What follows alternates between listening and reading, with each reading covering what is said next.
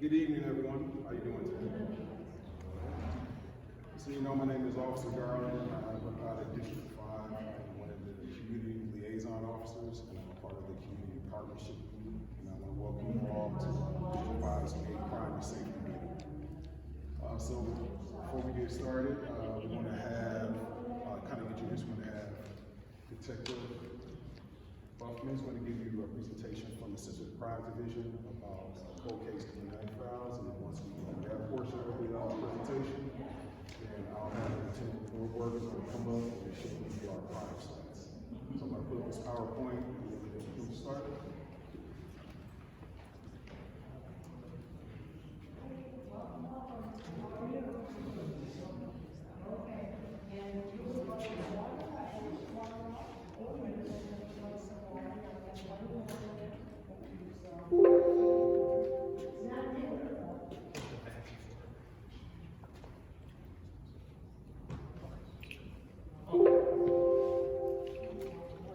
Good evening, everyone. Thank you so much for coming out and being engaged with District 5.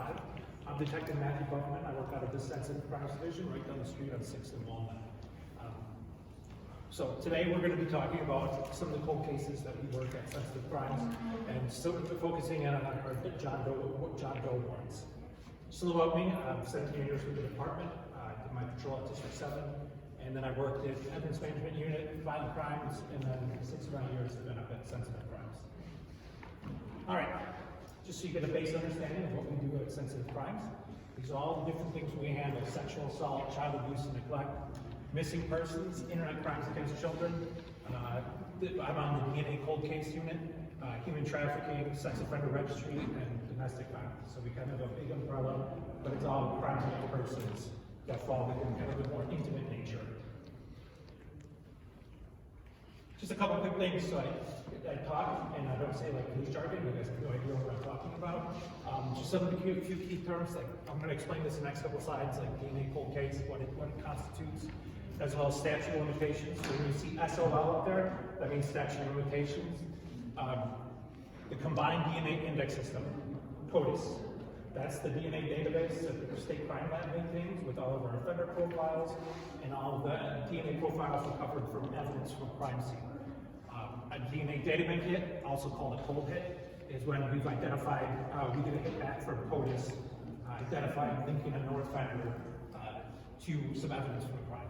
And then John Doe warrants, I'm going to get into those in just a moment. All right, so what is a DNA cold case? Well, for sensitive crimes, it's a case where we've literally exhausted all routes. We've interviewed everybody we possibly could. We've collected all the evidence we possibly were aware of, and we have yet to identify a suspect in that case. So that doesn't mean the case goes away. We're still sending things out to, that makes it DNA. We're going to get something like a sexual assault kit, and we're going to send it out to the state crime lab. And now when it becomes a cold case, that means crime labs analyze that assay kit, and they develop an unknown profile, so not the victims, more than likely going to be a suspect. But we still don't know who that person is. It goes through CODIS, and it doesn't match back to anybody within the DNA database. So that case ends up going, when I use the phrase inactive pending new information or evidence, just means we're just sitting there and we don't have it unless something new comes up, either for physical evidence or a witness, or something new comes up. We're kind of just in a waiting holding pattern. All right. So sexual assault statute of limitations.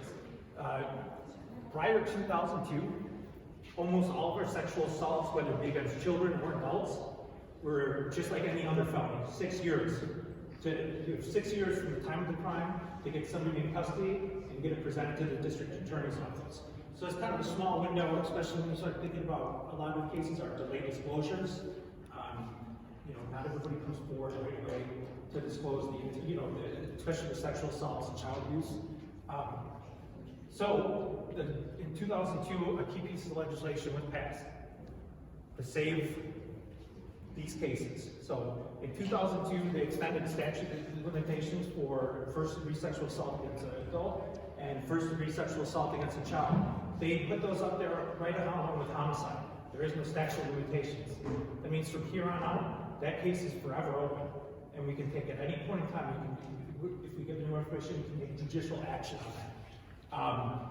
Second degree sexual assault, that's the use of force. Not a weapon, but the use of force. They did leave it at 6 years of statute of limitation.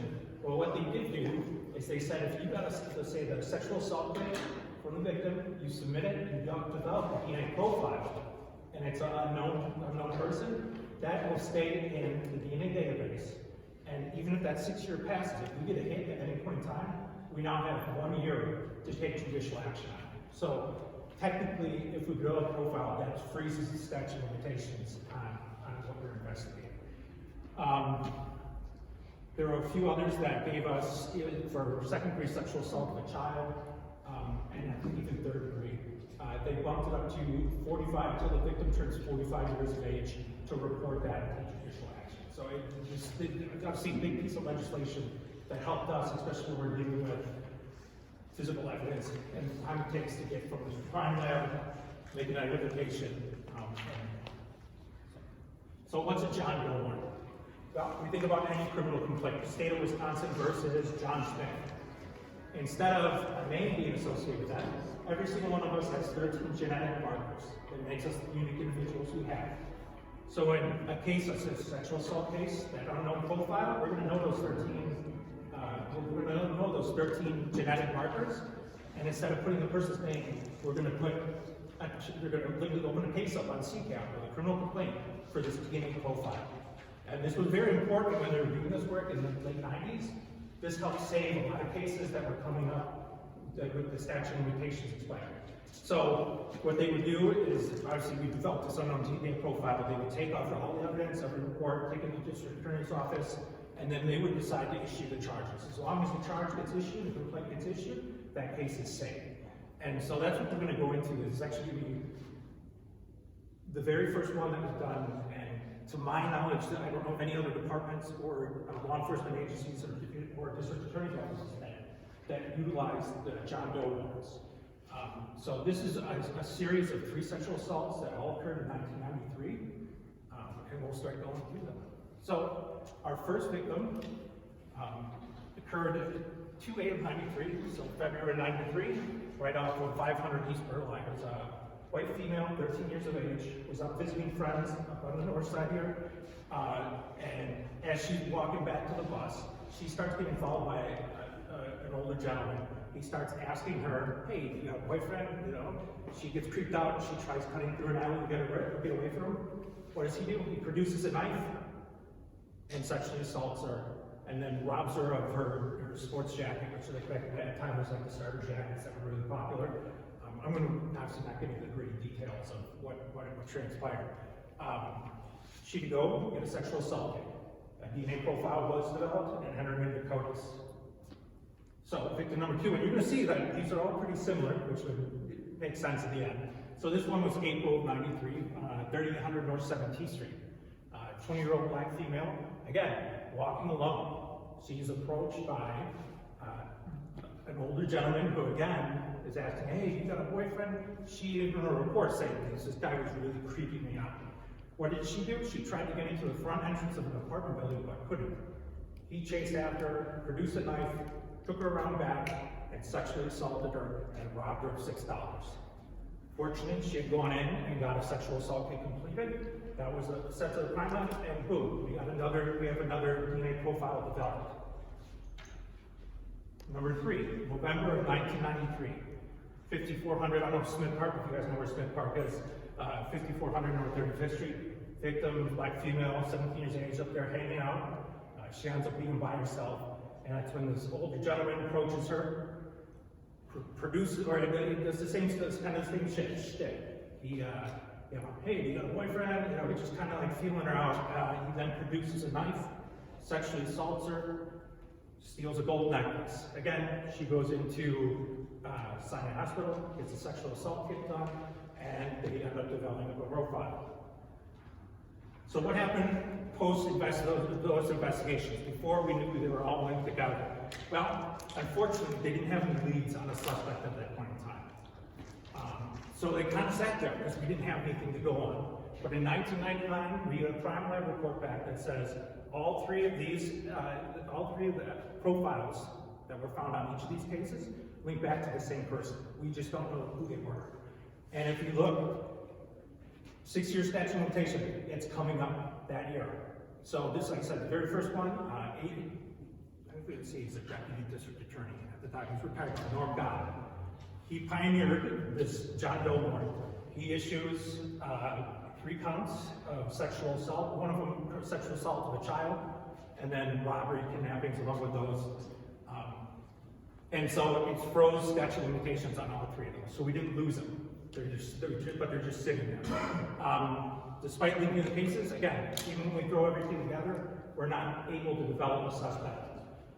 In 2014, and this was, in all honesty, probably one of the, when it comes to resolving crime and the use of DNA, this was probably one of the more significant pieces of legislation.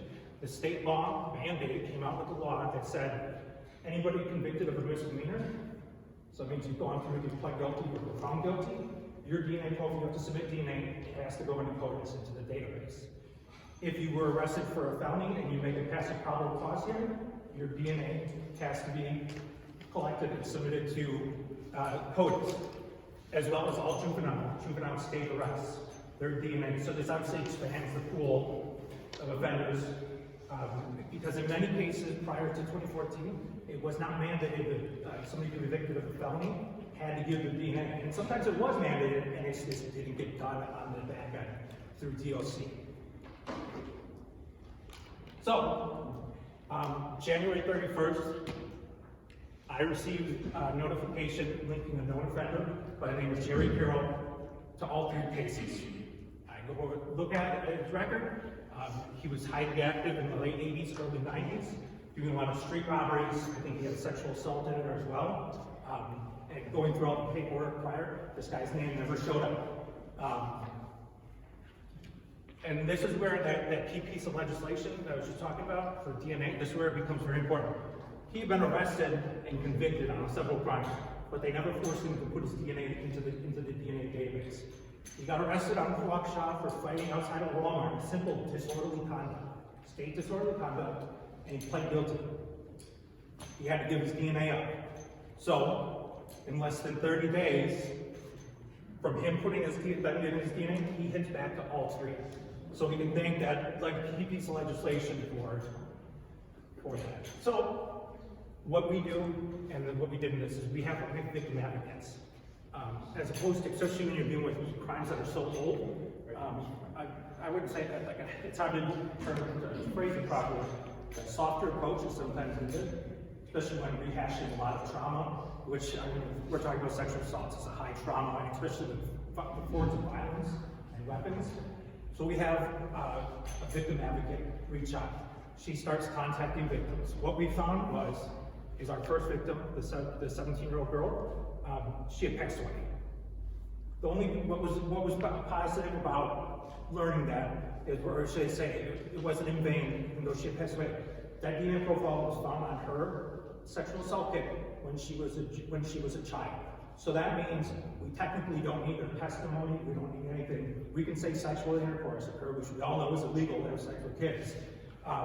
And so we were still able, but you know what, I reached out to her sister, and she wanted to be involved in ours because our victim disclosed in detail everything to her sister. So we were able to rehash and be like, all right, we can substantiate quite a bit of this.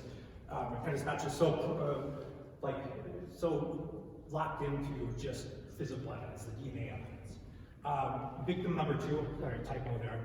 She had moved on in her life, and she wasn't interested in pursuing charges. That's why we have the advocates feel about, and we tell them at any point in time you want to come back. We do it. We do our best to respect the rights of our victims and not put them into a situation that they're not ready to deal with. Victim number 3 was very cooperative. And in fact, victim number 3, this is how good her memory was. She identified a photo array of him from back in the 90s and identified him. So now we have the identification, we got DNA, and then we have a bunch of other evidence to go on one side with it. It wasn't until May 2nd that we got Mr. Carroll taken into custody. And the following day, myself and Detective Paul Miner conducted the interview. Well, I wish I could say we got a full confession. We didn't. But what we did do is we got a lot of key information that really linked him into it. So when we started talking to him, we actually were talking to him about like, what was your life like in the 90s, 80s, and 90s. And so what he goes on to those is say, hey, I was big into crack cocaine back then. I was doing street robberies. He put himself, he actually lived 2 blocks from where victim number 2 was sexually assaulted. He had family that lived within 3 blocks of victim number 1, and he frequented Smith Park. So he put himself in all 3 locations at the time of the crime. He also said, when we asked him about his robberies, I asked him, are you a gun guy or are you a knife guy? He goes, I don't mess with guns, I only carry a knife, and I had a knife on me all the time. So he started like link himself to all this.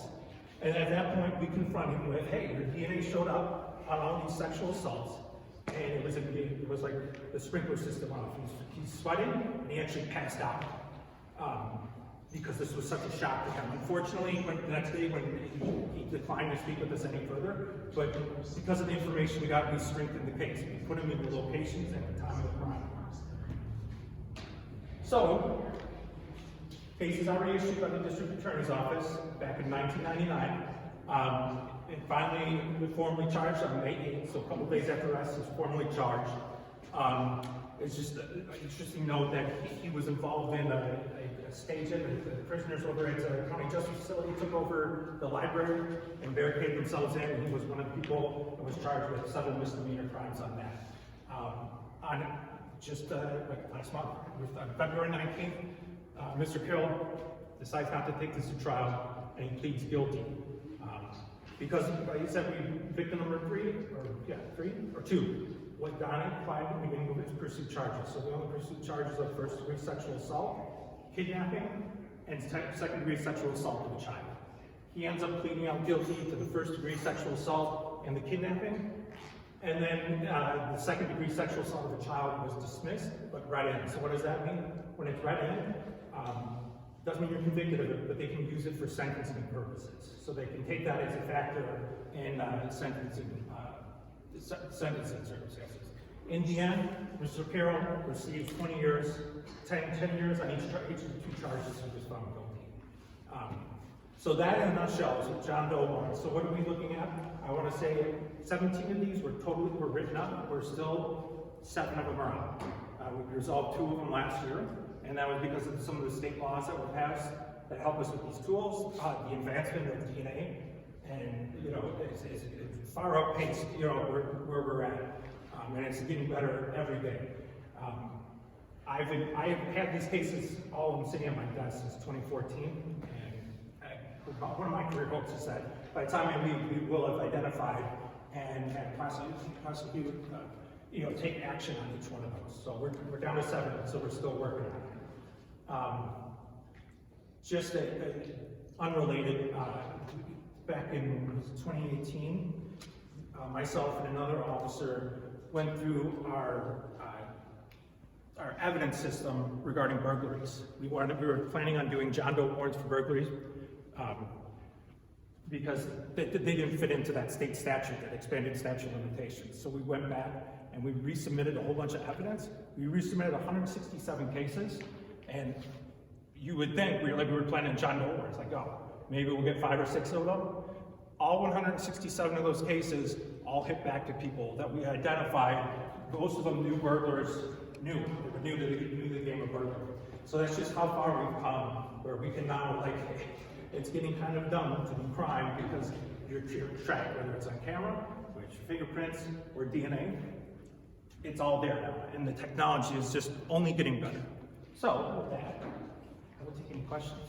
I have one question. Yes, ma'am. A few years ago, I was able to, for people that do sexual assault to people, I don't know how I did it, but I was able to pull up who lived in my area that, and where they stayed and stuff, but I can't get it anymore. But yeah, they used, they would let us know, and I'm on Bird Lion Boston. Yep. But I was wondering, can I ever get it back, or you don't know? Yeah, I'm not 100%. So we have, like I said, we do sex offender registry is out of our office. We have a civilian employee that monitors everything. She's former DOC, so she's pretty competent in what she's doing. So you're ever interested to hear it from the source, you can give us a call up at Sensitive Crimes, and we can get you the right information or where you need to go. Because I know that's a big concern. Hey, where are these guys moving in? You know, and how do I protect myself and my family, my neighbors, my community? You know, just because they did it doesn't mean that they're going to be doing this forever, but it's better to be safe than sorry. Any other questions? We'll go right here. And then over here. In those times, how many years, he didn't commit any more crimes? No, actually, he did not. He had changed. He had rehabilitated from crack cocaine use, and he started a family, which I thought was, you know, that's the unfortunate thing. These women had to carry around those scars for all those years, and he got to live a life where he got to celebrate birthdays with his kids, and not carry around that trauma. And that's what I try to do, like, in all honesty, that's what I try to do for victims, is bring closure to those. It's not all about locking up somebody and putting them in a key. It's about bringing, I always say that in our interrogations is, hey, the biggest question is why? Why did this happen? You can give that to a victim, that helps in the recovery process, you know, from how they can cope with the trauma and move forward. My question was, with your presentation, you said how many cold cases do you have currently? All right, so these are the John Doe cold. Yeah, I can tell you about the other ones though too. So these are the John Doe. We have 7 of those. So and I should. Just what you have for this particular district or for all? That's for that one's for the entire city. From these are all sexual assaults from the 1990s that we're still currently working on. I ran a report. It's been a little bit since I did it, so I don't want to give you like false. I want to say that we have about 100 active DNA cases, where and in many of those cases is one where we've gotten the hit back from the crime lab, but we have yet to get full cooperation with the victim or track a victim down. People move. It is so. But what we do in those cases, we put out what are called investigative alerts. So if they happen to run across us, they'll give us a call, and we can try and set up a time to show them photo arrays or whatever the need of follow-up is. The other part of my question was with the crime lab, how closely do you work with, or what would you need to move faster? I guess is it on their end, the backlog? Sure. So when I worked on the evidence management unit, which we started so we had better communication with the state crime lab, so we could get, you know, the stuff we were submitting to the state crime lab and all the work they were doing, making sure that it got taken care of on our end when it came back, and making sure things went well. The unfortunate thing is, from my understanding, because I did work with the managers at the state crime lab in Milwaukee here, it's not so much about staffing, it's about space. And my understanding is that they're going to be building a new lab in Wauwatosa that should greatly speed things up. Because right now, especially because of COVID and the court system, I actually have this email exchange today, is that we're so far backed up, and now we're still adding new cases, and people are making all these speedy trial demands that some of our cases keep getting pushed back and pushed back and pushed back, especially where we have yet to deal with a suspect. Like, so my understanding is that if it's not a charged case, you're probably looking at 8 months to a year almost. But we track that, and it doesn't matter when it comes back. We're going to take action on it. So, somebody else? Just wondering, how many years was he sentenced to? You want to know? All right. So it was disappointing. They gave him 20 years. But then they ran concurrent. So that means 2 sentences that ran together. So he's only serving 10 years, is what the final is. And that's what we were very disappointed with that judge. It didn't end the way we would have liked it to. Fortunately, that judge is retiring and is not going to be in that position anymore, because the amount of effort and time and the things that those victims carry around. The 3rd victim showed up for that sentencing hearing, and it was very emotional. She gave a very emboldened speech about how it's affected her life. We'd like to see something that would compensate her for all the trauma that she's incurred. So in the end, it was only 10 years total, but they said 20. So it was a disappointing outcome. So, any other questions?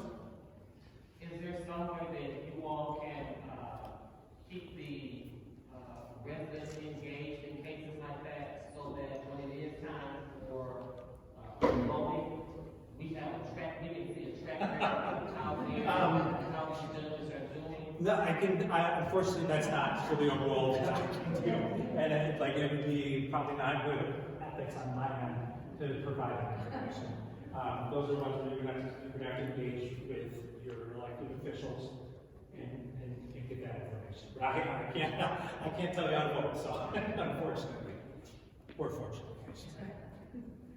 Anyone else? So what was I'm assuming that wasn't the max sentencing? No, so what was the reason that he was not to let himself light? the judge was retiring, and I think that had a little bit to do with what may have happened. But more than anything else, they took into account that he had rehabilitated from crack cocaine on his own. So they took that into account, and that's about the only explanation I got. But in the end, I don't think we're not working on stuff. We are constantly watching this stuff, and we're trying to revive old cases and give them new life so that we can get, make our community a safer place. So if there's no more questions, thank you so much.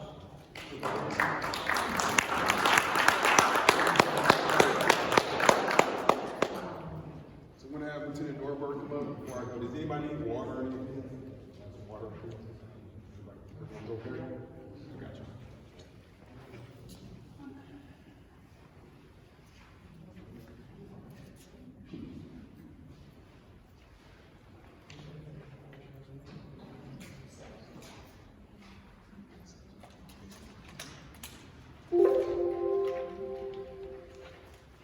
Hello, good evening, everyone. Forgive me for my voice. I had a little coughing connection last night, so I'm not very clear.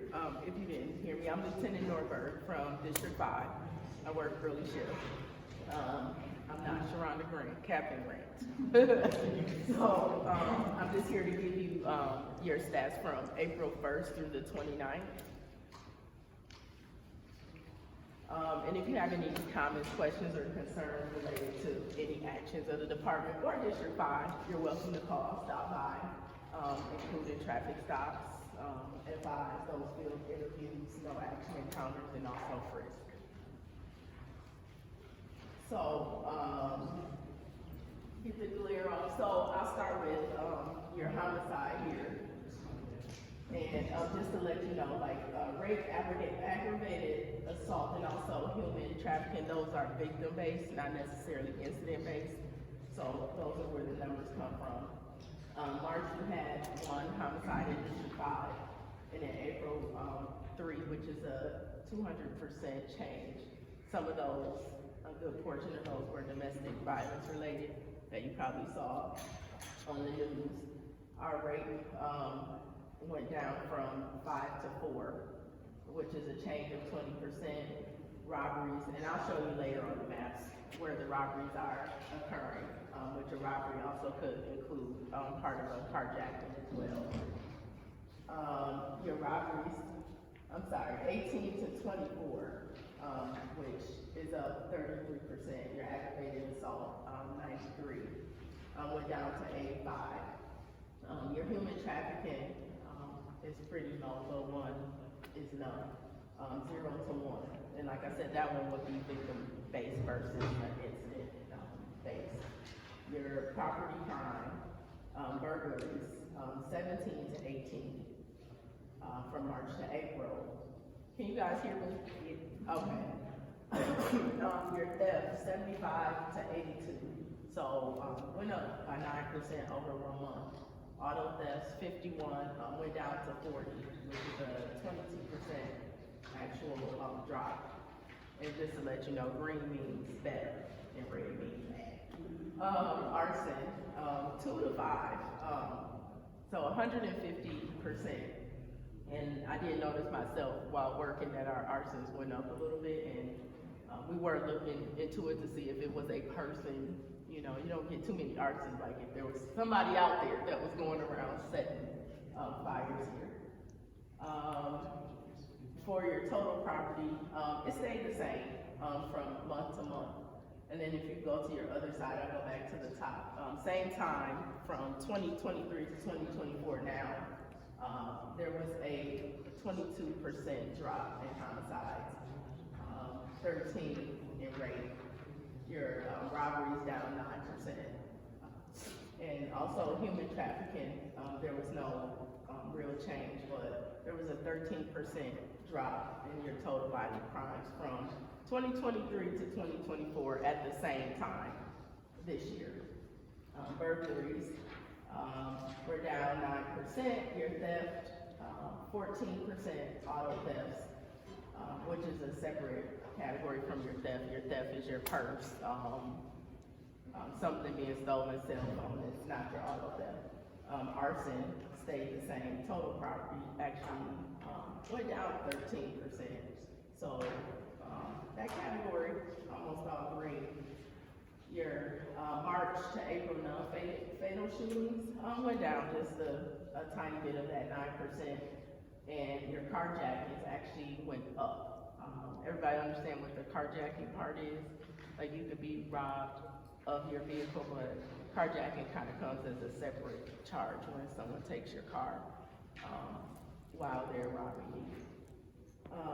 Same time from 2023 to 2024, non-fatal shootings are down 24% and carjacking down 19%.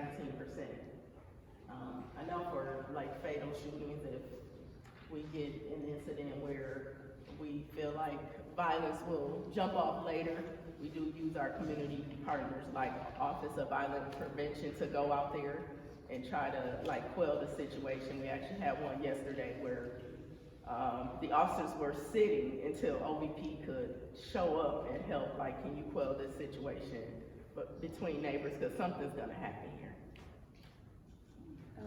What about auto deaths? I don't see that as a. What is that? Auto deaths. When somebody steals a car, like yesterday, that 4-year-old. Well, that was a auto theft, are you saying, ma'am? Yeah, that's when you're stealing. Oh, that would be, under, like, your homicide, depending on the situation. That's not considered like an auto crime. And that wouldn't even go. So it doesn't have a separate title? No, it doesn't have a separate title. It's and depending on what it is, it could be just an injury or not necessarily a death. Like that one, it's a possibility that it will be marked off as a homicide, but it won't come under our stats. I believe that happened in another district. But it's not considered a separate crime category.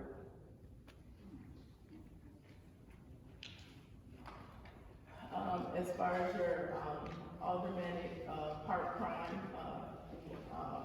stats, homicide, we have 1, 3, 6, and 7, 15, which some portion of it falls within our District 5. Homicides, those were those 3 that we talked about during the last month. So which fell in 1, 6, and 15. And there's your rape and number 6. And then 7 and 15 both have 1. Robbery appears to be up 17 and number 6. I believe 6 is at is it Harambe or? Okay, that one is up, and also your aggravated assault is also up. And if we go down, the total violence seems like that aldermanic district seems to be leading. We do have DPMs out, violent crimes DPM. When our numbers go up like this, we usually have something out where the officers are working just specifically in that area for a time period, usually noon to about 3 o'clock in the morning, to try to. So, ma'am, with that, for the aldermanic districts, aldermanic District 6 occupies a good portion of District 5. The other aldermanic districts are just smaller portions of District 5. So aldermanic District 6 is always gonna have a higher amount than the other ones, yeah. Your burglaries, going across the board, 14, and then 3 and 1, and 6, 7, and 15. Your thefts, which again could be theft of a purse, theft of a shoe, whatever is stolen. Again, 8, 3, 24, 3, and 2. Again, there's that, arson, it's kinda low, but again, go ahead. For human trafficking, for this, you have 0, but previous map. It's at 1. Yeah. It's at 1. We'll take a look at that and see what exactly it is. I noticed that, as well. Back to your, I believe your auto thefts, 8, 3, 24, 3, and 2. I spoke about arson, so if you look at the bold numbers, 23, 17, 83, 13, and 9 across those aldermanic districts.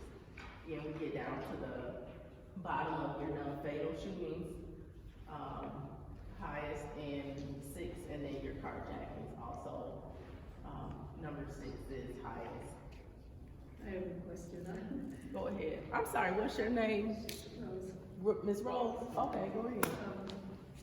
years ago when we were coming to these meetings, it seemed like Aldermanic District 7 was always higher, and now all of a sudden they've shrunk and District 6 has grown. Is that because they've changed boundaries, or is District 6 just getting that bad? It's a possibility that they have changed boundaries, but as time go on, people move, crime, moves. I've even over here, working over here a year, I've noticed some areas where crime has gone up from, where it was a year ago to different, like, areas. I've been in District 6 for 15 years, and, Where do you live now? Boston. Okay, okay, all right. And, I guess whoever's taking care of me, because all these crimes, I don't, it's, don't get me wrong, my street, I try to talk to young people, but they don't listen, of course, but like the auto theft and stuff, the streets over there, my street is so small, I'm trying to figure out how they do the auto theft, Mm-hmm. But, some of the things that I do, I called Riley a couple of weeks ago, and when it's warm outside, I like to do walks with her, just let her see what's going on. And she likes that, and some of the guys, from D5 go with us and stuff. And I actually myself noticed there was around November or December, we don't necessarily have all the tools that we may have in other parts of 5, Right. but I noticed myself that crime was going up over there, and I actually created what we call a directed patrol mission specifically for the violent crimes part for like 3 weeks to see if things would change, or so they could gain some intel about like what is going on over in that area. The one thing I do not like, I do not see you guys on my street ever, unless I'm asleep. Unless you're asleep. Okay, I heard your address. I got you. Okay. You want that? You got first world. I'm sorry. Did you have something, Garland, or? Oh, I'll keep going here. So here's your mapping here, April 1st through April 29th of 2024, for that month. The red dots are gonna represent the homicides, which I spoke about. There was 3 during that time. 2 of those were DV related, which I mentioned before, and then there were 2 arrests made from those homicides. Your non-fatal shootings, 51, and 16 of those were DV related, and then arrests there was 15. Most of the time, these non-fatal shootings or homicides, they occur within a residence, on the street next, schools pretty low, businesses pretty low, and playgrounds very, very low. With our mapping or analysis for District 5, they most frequently occur on Wednesdays and Mondays during the hours of 2 p.m., 6 p.m., and 8 p.m. and 11 p.m. Which is, I've always known crime to happen on the weekend in my 23 years, but it's moving. The times are moving, it's correct. Robbery and carjackings, The yellow is the carjacking, and the purple is the robbery. And what I was saying, you can see like purple dots, and then there's a yellow one overlapping it. That would be your robbery, and then someone's car gets taken during the commission of the crime. So that's why those are on top of each other like that. And we normally read through our reports to make sure that we are putting the right crimes in there and not just the robbery, to ensure that it is a carjacking or whatever, so our numbers are correct. Your armed robberies, which means there's a weapon, 13% during that 1 month period, and then strong arm, which is a threat of force or use of force, not necessarily the weapon. You could get punched, pushed. That would be your strong arm robbery. Out of those numbers there were 4 arrests. They mostly occur in a residential area on the streets, or businesses, and parks again are very low. For the robberies and carjackings, we don't have a specific day of the week when they're occurring, but it says most frequently between 6 p.m. and 9 p.m. So when people, a little bit of hours of darkness, people are coming home, a little bit of crime of opportunity when those happen. Your burglaries, for April 1st to April 29th, there were 8 residential burglaries, 7 business, 2 garage burglaries. The other is counted as an other. Okay, I never, somebody stole the wheels off of his car and left it sitting on the ground. Mm-hmm. And on Nextdoor.com, I had seen that happen again, someplace else. Mm-hmm. Where would that fall? Well, that one could be, I believe, like a theft of auto parts. If somebody takes the wheel or a hood off a car, it's not, it's not considered a burglary. So when you take a large part off of a vehicle, it's a theft of a vehicle part. It's another whole state statute for it. People do take hoods and, you know, those big ticket items that cost a lot to get them replaced. Yeah, yeah. Question. On April 23rd, it was fence in a vacant property next door to me. Neighbor came and someone kicked down the fence. I called them in and they said that, they asked me was I owner. I said, no, I'm not the owner, so we can't respond. Is that something that's?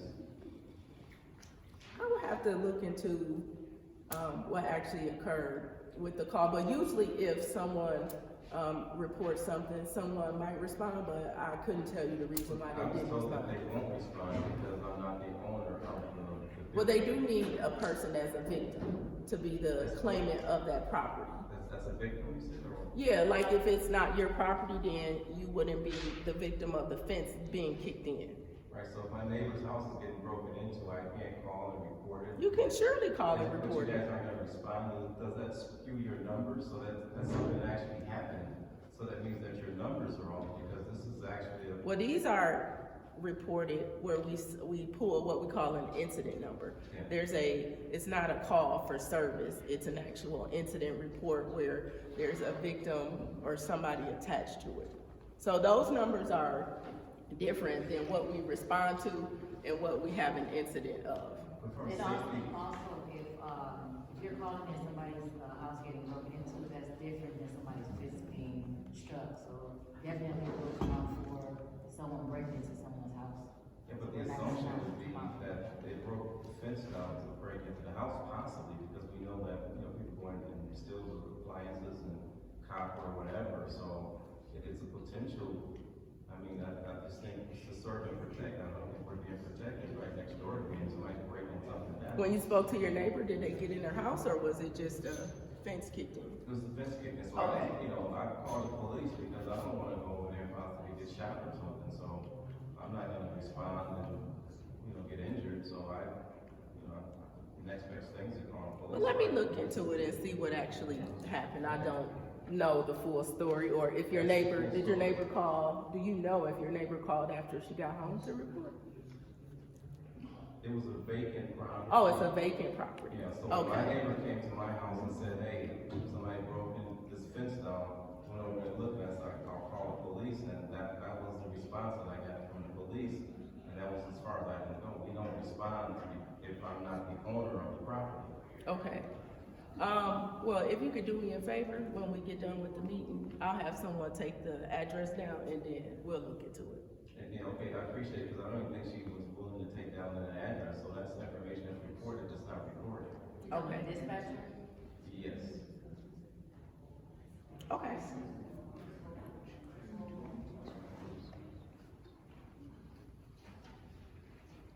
I think we didn't finish up with the burglaries. You asked about the wheels on the car, right? Okay, all right. This one, there's a note here that says total Verizon at 3925 North Richard Street. That would be your business burglary, that it was burglarized on 3 separate occasions. So it fits into that, like those numbers. So top items taken for burglaries: tools, household goods, method of entry, broke or cut glass, unlocked where there's no force, someone leaves the door, or it's either pry or jimmy open. Is burglaries for District 5 most frequently occur on Tuesdays and Thursdays during 1 a.m. to 3 a.m. and 4 p.m. and 8 p.m. Out of those burglaries, there were 2 arrests that were made, or cases that were made. And if you look at the map, you can see where most of those dots fall. Again, the residence was on top, but it's some blue dots on there. So our auto thefts, a total of 40. The top vehicles taken, Hyundai, GMC, and also next one is Honda.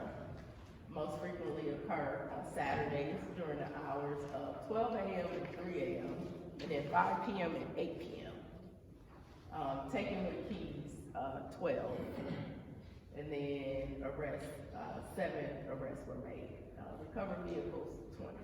Sometimes people tend to leave their keys in the car, or even, I recall having a burglary of a garage, and the keys were in there. The person unintentionally left the door open.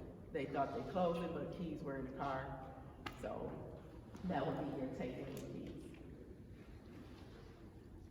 Any questions? No? All right, some updates here. I can, if you want to take the construction. We have some updates here, through a couple of flyers in here. This first one to the left is going to be coffee and conversation. It's mainly geared towards business owners, continuing to come out regarding the RRC that's going to be coming up in July, the Public National Convention. So they have multiple dates over there if you can't make it. You see the first one is May 6th. It's going to be at the best place at the historic Pabst Brewery. And that one's from 10 to 12.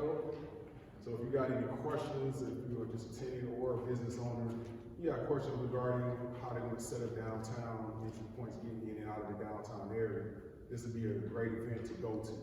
So I highly recommend that you go to it. It's actually in the packet and it has the locations and dates on it. So you can see the dates are highlighted on the left. Now, if you have any questions, you can stick around after and kind of talk about that a little bit more. Over to your left here, this is just something, if you have any questions about the construction that's going to be going on Milwaukee Street. I know it's going to be a lot of backup traffic and the construction is going to be kind of hindering your movement in and out of the area. There's actually a QR code. You can actually use your phone to gather information if you want to, and you can also go to citymilwaukee.gov locus to get more information. There's a phone number. You can actually go and get more information as well. Does anybody have any questions regarding it specifically? So a lot of that stuff too is out of our control for the police department. We're gathering as much information as possible. But we want to let you know that the construction is not going to hinder us responding to calls for service, maybe a little bit. Because like I said, coming in and out of our district, it's a little challenging where we kind of narrow down to one lane per se to get in and out, but it won't stop us to respond, calls for service, etc. But again, I do highly recommend you guys go check out the coffee conversations right now and see. That's gonna be a big recommend. The RC, July 15th Yes. through the 18th. Yeah, July 15th to 18th. So if you do have any questions regarding that, we'll be able to stick around and answer any questions about that. Our next crime and safety meeting will be held Wednesday, June 5th, to be determined on the location. We usually leave it like that because again, we always try to switch up the location to make it easier for people who don't have transportation. We do have a lot of elders who don't have vehicles and it's hard for them to get on the bus, so we always switch it around. We go to the east side, the west side, we do different locations, so it's always to be determined the next location.